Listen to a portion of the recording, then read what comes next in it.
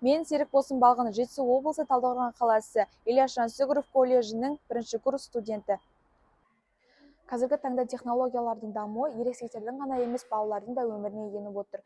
Ал бұл смартфондар мен планшеттердің ішіндегі ойындар, қосымшалар, бағдарламалар шетелдік контенттерге тиесілі. Ал шетелдік контенттердің мақсаты пайда табу, балалардың дамуы бұл жағдайда екінші орында қалып қалуы бәрімізге айдан анық. Ал осы балалардың басым бөлігінің қызығушылығы шетелдік контенттерге бұрылып кеткендіктен, өзіміздің ана тіліміздегі ұлттық контенттердің мәні жоғалуда. Мен осы проблемаларды ескере отырып, өзіміздің ұлттық тілдегі, яғни ана тіліміздегі әліппе қосымшасын жасауды жөн көрдім.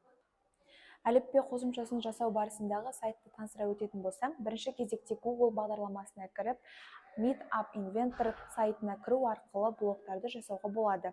Және де соның ішіндегі әртүрлі қолжетімді бағдарламаларды, яғни қосымшаларды жасауға мүмкіндіктер көп.